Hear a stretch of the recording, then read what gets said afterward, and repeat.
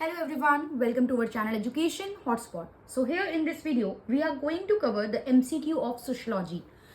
इस सीरीज में, इस प्लेलिस्ट में वीडियो ऐड कर दी जाएगी और इस प्लेलिस्ट में ऑलरेडी एक वीडियो मैं अपलोड कर चुकी हूँ जहाँ पे हमने 10 क्वेश्चंस और टॉपिक डिटेल में डिस्कस करे थे. यहाँ पे हम आगे से डिस्कस करेंगे तो ये 11th एक तरीके से आपका टॉपिक रहेगा, 11th कंसेप्ट रहेगा. एंड यहाँ पे देखिए मैं प्रॉपर इस तरीके से नहीं कवर करा रही हूँ सो दैट टाइम सेव किया जा सके, आपका भी और मेरा भी, कि 4 options and then answer, right. क्योंकि लाइव क्लासेस में ही वो ज़्यादा फ्रूटफुल रहता है कि 4 क्वेश्चन हो और आप एक आंसर देके कवर कर पा रहे हो चीज़ें. एंड लाइव पॉसिबल नहीं है तो 4 ऑप्शन देने का भी मतलब नहीं है. मेरे अकॉर्डिंग जो टॉपिक है उसका मैं सीधा सीधा आंसर आप लोगों को बता दूँ, ताकि अगर ये याद रहेगा तो कोई भी ऑप्शन हो आप लोग डायरेक्ट आंसर पे मार्क कर पाओगे.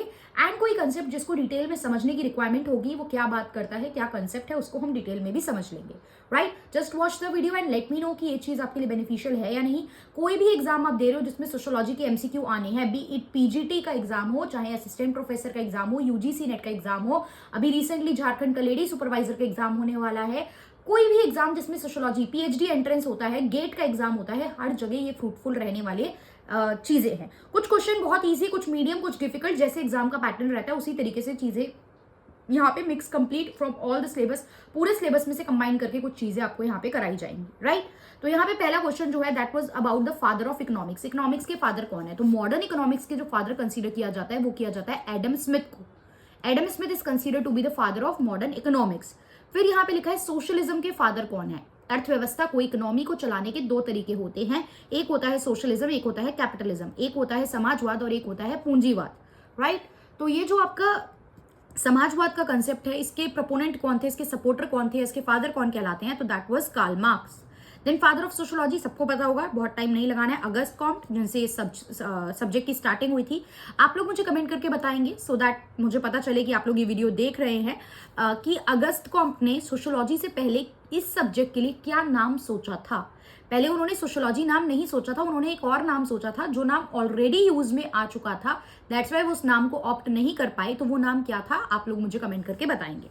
फिर यहाँ पे father of Indian sociology, India में सोशियोलॉजी को किसने एक तरीके से एक लेवल पे लेके गए, किसने इसको एक्सपेंड करा? तो दैट वाज जीएस घुरे. ये father of Indian sociology consider किए जाते हैं. देन किसने कहा कि culture is a way of life? संस्कृति जो है वो जीवन जीने का तरीका है. Culture is not only about कि आप किस रिलीजन से हो, आप किस कास्ट से हो. कल्चर इज आप क्या खा रहे हो, आप क्या पहन रहे हो, आप कैसे बोल रहे हो, everything comes under culture. Culture is a very broader term. तो कल्चर के लिए बोला गया, कल्चर के लिए बहुत सारे थिंकर्स ने काम करा है, सोशियोलॉजिस्ट ने काम करा है, सबने अलग अलग बातें बोली है. तो अगर पूछा जाए it is a way of life, ये किसने बोला कि ये जीवन जीने का तरीका है? तो the answer is Ralph Linton. Then who view society as an organic system? किसने समाज को जैविक व्यवस्था के रूप में देखा? ऑर्गेनिक सिस्टम जैसे ही आ जाए तो हमने ये कंसेप्ट पढ़ा हुआ है, राइट. ऑर्गेनिक एनालॉगी का कंसेप्ट भी हमने पढ़ा हुआ है. सीधा सीधा आंसर है Herbert Spencer, one of the classical thinker. Classical thinker में हर्बर्ट स्पेंसर, आपके अगस्त कॉम्ट हो गए, Karl Marx, Emile Durkheim, Max Weber, ये सब कुछ classical thinker of sociology consider किए जाते हैं कि जब वो सब्जेक्ट एस्टैब्लिश हो रहा था तो ये वो पर्सन है जिन्होंने कुछ कंसेप्ट दिए थे और इस सब्जेक्ट में कुछ कंट्रीब्यूशन दिया था. तो ऑर्गेनिक एनालॉगी का concept was given by Herbert Spencer. माना जाता था कि ये डार्विन, चार्ल्स डार्विन से भी इंस्पायर्ड थे. सोशल डार्विनिज्म का कंसेप्ट भी यहाँ पे इनसे रिलेटेड है, चार्ल्स डार्विन से इंस्पायर थे. And survival to the fittest का कंसेप्ट भी इन्हीं से रिलेटेड है. अगर क्वेश्चन में सर्वाइवल टू द फिटेस्ट पूछे तो वो भी स्पेंसर से रिलेटेड है. Who gave the concept of alienation? अलगाववाद का सिद्धांत किसने दिया था? कार्ल मार्क्स ने दिया था. प्लस ये एलिनिएशन मतलब आप कुछ चीजों से अलग फील करते हो, डिस्कनेक्टेड फील करते हो, तो ये कुछ सर्टेन टाइप ऑफ एलिनिएशन की बात करते थे. अब चाहो तो लिख लो, और कुछ वीडियोस आपने पहले मेरी देखी होंगी तो आप लोगों ने मतलब कवर कर भी रखा होगा. ये बात करते थे एलिनिएशन फ्रॉम द प्रोडक्ट, जो वस्तु आप बना रहे हो उससे भी लोग अलग फील करते हैं. Alienation from the production process, जो पूरा उत्पादन की प्रक्रिया चल रही है उससे भी हम लोग लिंक फील नहीं कर पाते हैं.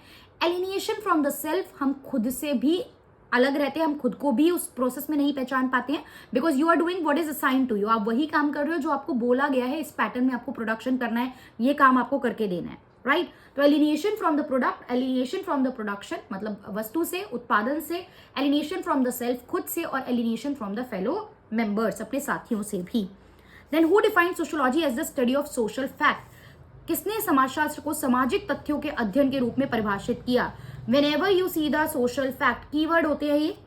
जैसे ही आप ये वर्ड देखोगे सोशल फैक्ट, आपके माइंड में आ जाना चाहिए नाम एमाइल दरकीम का। इसी तरीके से एक वर्ड है सोशल एक्शन, सामाजिक क्रियाएं।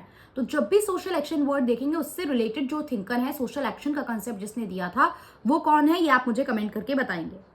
सोशल फैक्ट में एमाइल दरकीम, सोशल एक्शन का concept, social action is a की और कैच वर्ड, तो वो कंसेप्ट किसने दिया था आप मुझे बताएंगे। Sociology is the scientific study of human social action. अच्छा, बताने की जरूरत ही नहीं है, अगला क्वेश्चन यही आ गया। चलिए, तो आंसर मिल ही गया आपको, बताने की जरूरत नहीं है। यहाँ पे social fact was the keyword. अगर आप देखेंगे तो यहाँ पे ये जो कीवर्ड है that is social fact, and यहाँ पे जो कीवर्ड है वो है सोशल एक्शन। तो सोशल एक्शन के अकॉर्डिंग अगर हम आंसर देखेंगे तो हमारा आंसर हो जाएगा Max Weber, and social fact में we have the answer Emile Durkheim. Clear? अगला क्वेश्चन देखते हैं।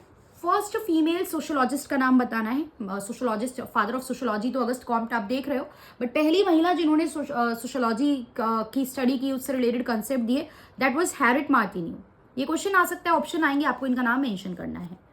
Analysis of social phenomena in between micro and macro sociology, सूक्ष्म और स्थूल समाजशास्त्र के बीच जो सामाजिक घटनाओं को हम अध्ययन करते हैं, विश्लेषण करते हैं, मींस वो थ्योरी ना तो कंप्लीट माइक्रो है ना कंप्लीट मैक्रो है, तो ऐसे को क्या बोलते हैं?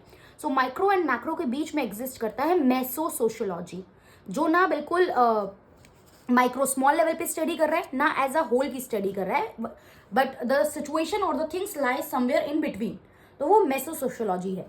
Then who gave the concept of sacred and profane, पवित्र और अपवित्र की अवधारणा किसने दी थी? तो ये बात करी थी एमाइल दरकीम ने।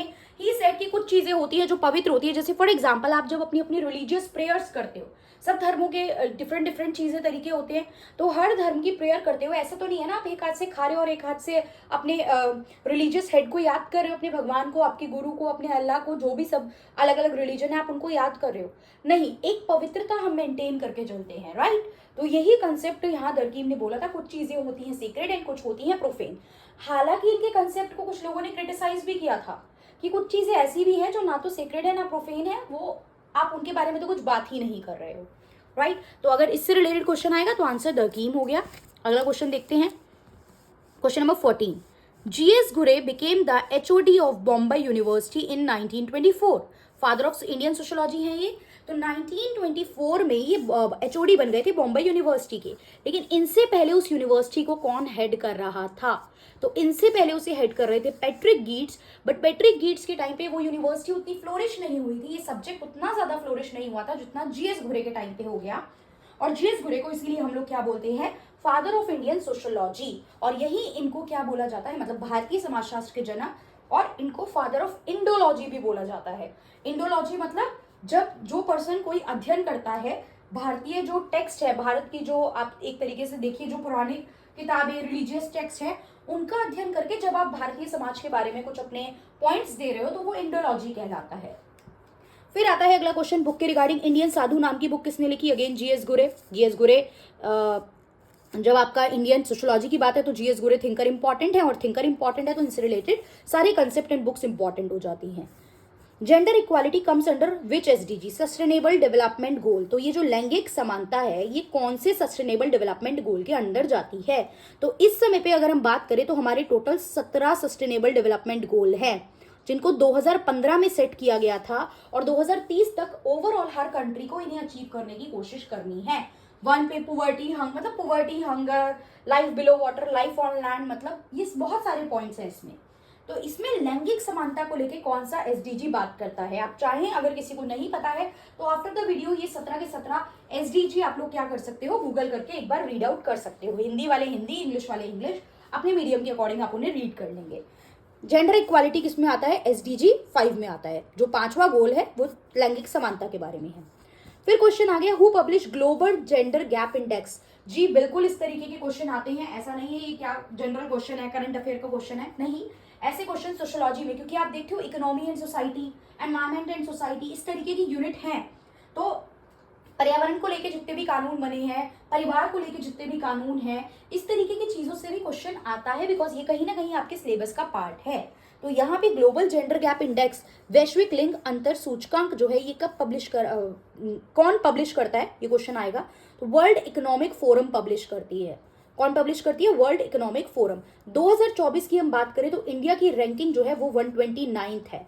टोटल 146 कंट्रीज हैं, जिसमें से इंडिया 129वें नंबर पे है। तो अच्छी रैंकिंग नहीं है, ठीक है, बट हमें अच्छे बुरे के बारे में यहाँ बात नहीं करनी है। कौन पब्लिश करता है? World economic forum. 2024 की इंडिया की रैंक 129 है 146 कंट्रीज में से।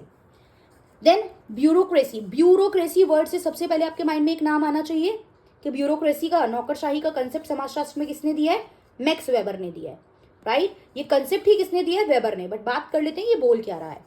Bureaucracy is the purest type two exercise legal authority with hierarchy of paid full time official.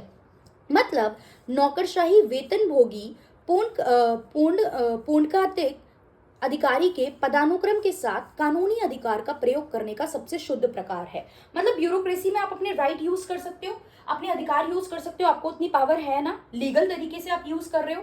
अगर आप एक ब्यूरोक्रेट हो तो आपके पास उतनी लीगल पावर है ना कुछ एक्सरसाइज करने के लिए, और पैसे भी मिल रहे हैं आपको, पेड ऑफिशियल तो नहीं है, फ्री में काम कर रहे हो तो। और हिरार्की सीक्वेंस सेट होता है, पहले ये फिर ये पर्सन, एक सीक्वेंस में काम हो रहा होता है। कहते हैं ना कि यहाँ पे फाइल जाएगी, फिर ऊपर जाएगी, फिर वहां से पास होगी, तो एक हिरार्की में काम हो रहा है। तो ये बात किसने बोली है ब्यूरोक्रेसी को लेके? तो आपको पता है, इतना ज्यादा दिमाग लगाना ही नहीं है। ब्यूरोक्रेसी का कंसेप्ट जो है वो किसने दिया है? मैक्स वेबर ने दिया है। फिर next is formation of classes was the organization of common interest. ये जो क्लास बन रही थी, वर्गों का गठन हो रहा था, ये सामान्य हित का संगठन था कि जिनका भी कॉमन इंटरेस्ट है वो लोग मिलकर एक ग्रुप बना रहे हैं, मतलब एक क्लास को एक का पार्ट बन रहे हैं, हिस्सा बन रहे हैं। ये बात किसने बोली थी? ये बात बोली थी रैल्फ डेरेनरॉफ ने। ये भी एक कॉन्फ्लिक्ट विचारधारा के, संघर्षवादी विचारधारा के थिंकर हैं। जैसे कि कार्ल मार्क्स संघर्षवादी विचारधारा का झंडा लेके आगे बढ़ते हैं, वो बात कर रहे थे क्लास स्ट्रगल की, तो आगे और भी इसमें थिंकर हैं, जिसमें से एक राल्फ डेरेनरॉफ भी हैं, जो क्लियर कट ये लाइन बोलते थे कि जो क्लास बन रही है वो क्यों बन रही है? क्योंकि कुछ लोगों का कॉमन इंटरेस्ट है, सामान्य हित है लोगों का। फिर गिनी कोफिशिएंट एक स्टैटिस्टिक मेजर है, ये एक स्टैटिस्टिक कंसेप्ट। देखिए रिसर्च और स्टैटिस्टिक वाली यूनिट आपकी 2 यूजीसी नेट के सिलेबस के अकॉर्डिंग, डेट के अकॉर्डिंग ये सब चीजें हैं। तो यहाँ पे हर सिलेबस में अलग अलग यूनिट में ये टॉपिक फॉल करता है। तो यहाँ पे ये समझ लीजिए, अगर सीधा सीधा क्वेश्चन पूछा जाए कि गिनी कोफिशिएंट, एक कोफिशिएंट जो है, इससे हम क्या मेजर करते हैं, तो आपको ध्यान रखना है, इससे हम मेजर करते हैं inequality of income and wealth. जो आय और वेल्थ को लेके असमानता है, आय और धन की असमानता है, वो मेजर किया जाता है गिनी कोफिशिएंट से। याद रखना, income and wealth, income and wealth. अगले कुछ एक्ट है, फैक्चुअल क्वेश्चन जो बिल्कुल एग्जाम में आते हैं, तो जल्दी जल्दी देख लेते हैं ये कुछ क्वेश्चन। डिजास्टर मैनेजमेंट एक्ट, आपदा प्रबंधन अधिनियम कौन से ईयर में आया? 2005 में आया था। डोरी प्रोहिबिशन एक्ट, दहेज निषेध अधिनियम, ये कब आया? 1961 में आया था। एनवायरमेंट डे हम हर साल कौन से दिन सेलिब्रेट करते हैं? 5 जून को। ओजोन डे हर साल कब सेलिब्रेट करते हैं? 16 सितंबर को। स्टडी ऑफ पॉपुलेशन, जनसंख्या के अध्ययन को क्या बोला जाता है? डेमोग्राफी बोला जाता है। क्लियर? सो ये 25 टॉपिक्स यहाँ पे हो गए हैं। आई होप आपको समझ में आए हैं, कोई कंफ्यूजन नहीं है। कोई भी दिक्कत है तो आप कमेंट करके बता सकते हैं। एंड आप चाहते हैं अगर मैं इस तरीके की ये सीरीज को कंटिन्यू रखूं, बिकॉज अभी इस महीने के आखिरी में लेडी सुपरवाइजर का एग्जाम है, इस महीने के आखिर में मतलब मिड में 23 को आपका सोशियोलॉजी का भी एग्जाम है। हालांकि यूजीसी नेट का दिसंबर में भी एग्जाम होना है। पीजीटी का एग्जाम भी अभी आप लोगों की डेट आने ही वाली होगी। DSSB का जो पीजीटी का एग्जाम है, पीएचडी के भी एंट्रेंस की एग्जाम की कुछ यूनिवर्सिटी की नोटिफिकेशन आई हुई है। तो मल्टीपल जगह पे ये चीज आपको हेल्प करने वाली है। If you want me to continue this series, आप वीडियो अगर आप यहाँ तक पहुंचे हैं तो आपने पूरी वीडियो देखी है, और मैं चाहती हूँ कि आप लोग इस वीडियो को लाइक करें और कमेंट करके मुझे बताएं, क्योंकि आप लोगों के कमेंट और रिस्पॉन्स से ही मुझे पता चलेगा कि ये आप लोगों के लिए फ्रूटफुल है, बेनिफिशियल है। तो मैं इस सीरीज को और एफर्ट के साथ आगे पूरा कंटिन्यू करूंगी। So this is all for this video. See you in the next video with further topic. 25 यहाँ पे हमने कवर करे हैं, कोशिश करेंगे 50 तक लेके जाएं इसको, मतलब 25 और अगली वीडियो में कवर करें। And if you want, if you need, तो जितने ज्यादा मेरे पास कमेंट आएंगे उतनी जल्दी से ही मैं और ज्यादा वीडियो लाऊंगी। डेली बेसिस पे अगर ट्राई मैं 2 वीडियोस ला सकूं, तो that totally depend on your response. So that's all for this video. See you in the next video. Thank you everyone.